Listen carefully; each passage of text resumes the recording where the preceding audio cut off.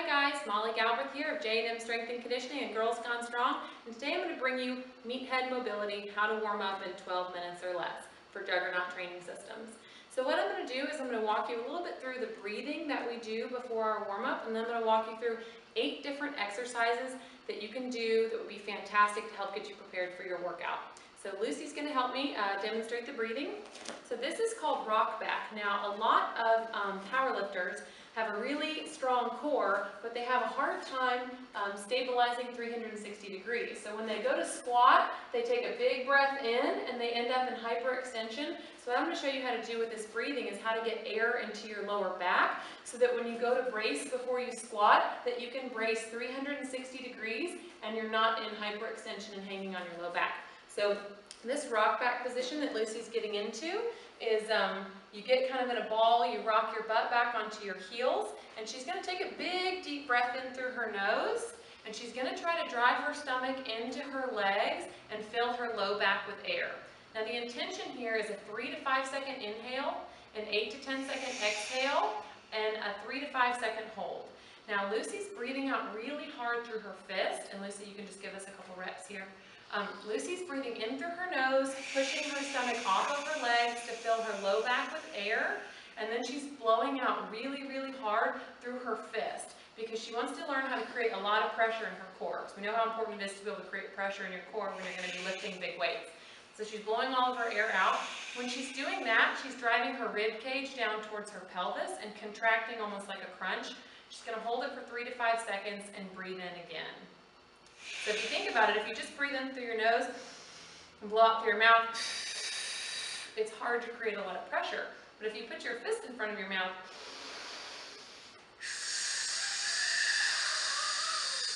you can see how much more pressure I can create in my core. So big deep breath in, blow all of your air out.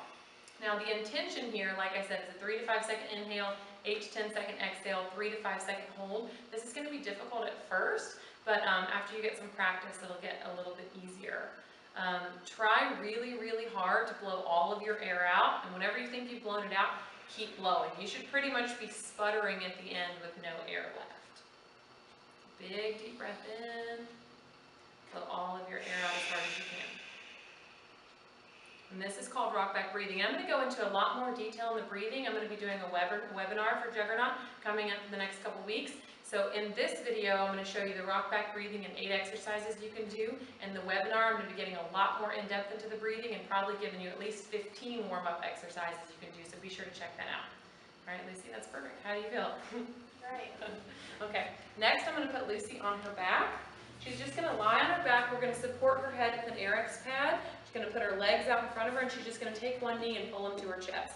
So the other leg's going to stay totally straight while she takes the knee, hugs it to her chest, and lets it go. Just give us a few reps here, Lucy.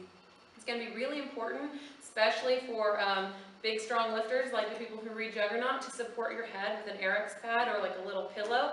You don't want your head to be in this position. That's a really poor breathing position, so you're going to want your chin to be a little bit tucked and the back of your neck nice and long. So you don't have to hold your knee here or anything, just give it a little tug. Keep your core lightly braced. You're flexing one hip while extending the other and probably getting a little stretch through your glutes and hamstrings. Good, Lucy. Next, Lucy's going to get into what we call the half kneeling hip flexor stretch. So the half kneeling position is exactly what it sounds like. I'm going to put one foot up, and then you're down on the other knee. It's really important here, Lucy, show them what it looks like to push into your hip. So we don't want you pushing into your hip. Most people's body's going to automatically do this because they lack stability in this position. So you want to make sure that you're in a nice straight line through here. You're holding on to the end of your knee to keep yourself from gliding forward, which is also a mistake. Yeah, you don't want to be doing that. So you hold on to your knee, you lightly engage your core, and you use your abs to tuck your pelvis under and squeeze your back butt cheek. So nice 90-degree angle at this knee, 90-degree angle here, nice straight line with the rest of her body. So you just tuck the pelvis under, hold it for a second, and relax. You can get about 8 to 10 reps of each of these exercises. The goal here is to take about 60 seconds to do each exercise. So next, Lucy's going to demonstrate what we call single leg tactical frog. So you're going to get in kind of a quadruped position, which is on all fours, and then you're going to kick one leg out to the side. Yep, and you can kind of get up on this heel here and let this toe point towards the ceiling, and you're going to rock back into your hips. You should be feeling a stretch in the groin of the leg that's out. Try to maintain a nice neutral spine. A lot of people are going to round too much, so you can see Lucy rounding here. You don't want that, and you definitely don't want hyperextending either, which is where her core totally sags. So Lucy, turn to the side so they can see what that looks like. Good. So you don't want to round too much, and you don't want to sag too much. So show them what. There you go. Perfect. So what we're trying to do here with the half kneeling hip flexor stretch and the tactical frog is kind of stretch the adductors a little bit, get the hips opened up, and then we're going to turn around and get the glutes working really well. So you can flip over in your back, Lucy, and show them a glute bridge. So up and squeeze your butt. So what a lot of people do here, you can show them a hyperextension. See how Lucy's pushing through her heels and going up as high as she can? That's not what we want. If you notice that you're doing that, and if you feel any kind of pull in your back, then you need to take a big deep breath in through your nose, blow your air out through your mouth, and brace your core like someone's going to punch you. Then come up and squeeze your glutes. So anything that Lucy was getting between this top position and all the way up, show them all the way up, Lucy. So anything she was getting between there and the other place, it was through her back, not through her hips. So we want to get hip extension here, not lumbar extension. So she's squeezing her butt as hard as she can. And again, 8 to 12 reps of each of these is perfect. Next, Lucy's going to show you a clam. She's going to roll onto her right side. Get in somewhat of a fetal position. You can support your head with your arm, or if you have an Eric's pad, you can do that as well. You're going to gently roll your hip forward, because when you open up, so she's going to drag her feet together and open her knees. What we don't want to happen is we don't want her to roll and to get her movement through her spine again. We want everything to come from her hip. And she can even put her hand there to make sure nothing's moving, but you should be trying to drive the feet together and open the knees using the glute. And that's a clam. Next, Lucy's going to demonstrate what we call single leg lowering or band supported leg lowering. So I'll grab this band for her. I actually just wrote an article about this for Girls Gone Strong. This is a fantastic exercise to teach that hip separation. You can just give us a couple reps, Lucy. Teach that hip separation where one hip is flexed and the other is extended. It's good for length in the hamstrings, a little length in the, length in the hip flexor, a little length in the hamstrings, and also for core stability. Most importantly here is that your low back stays absolutely smushed into the ground. You do not want your back to come up. Show that again, Lucy. You do not want your back to come up where someone can slip their hand under there. And in fact, if someone puts their hand under your back, you want to be crushing their fingers with your back. Okay? So that's the band supported leg lowering. And next, Lucy's going to demonstrate what we call the open book, which is really good for you guys who are super stiff in your upper backs. So you can grab a long foam roller, lie on your side, and bring your knee up as high as you can. Now, if I were a betting woman, I'd say you probably can't get your knee up as high as Lucy, but that's okay. Get it up as high as you can. You can support your head with an Airex, or if that's not enough, you can always use a foam roller to support it, whatever's comfortable.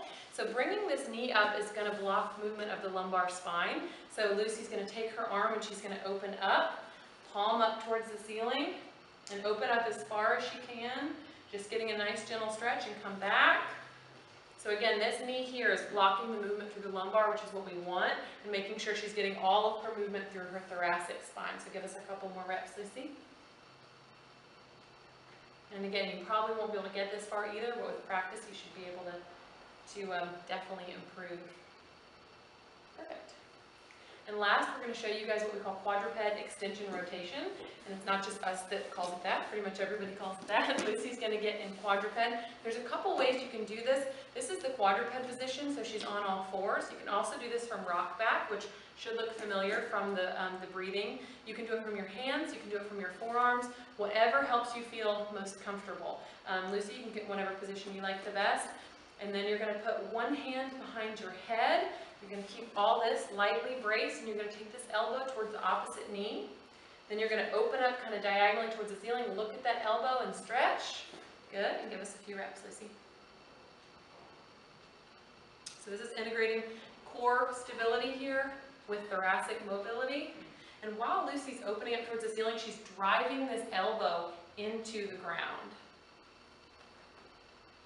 Good. Perfect. And and that's quadruped extension rotation. All right guys, there's your rock back breathing. There's 8 fantastic warm-up exercises to help get your hips opened up, to lengthen the adductors, get the glutes firing, get your core firing the way that it should, get you some core stability, and get your thoracic mobility to improve a little bit so that you can be prepared for your workout and stay healthy for a long time. Hope you guys enjoyed it.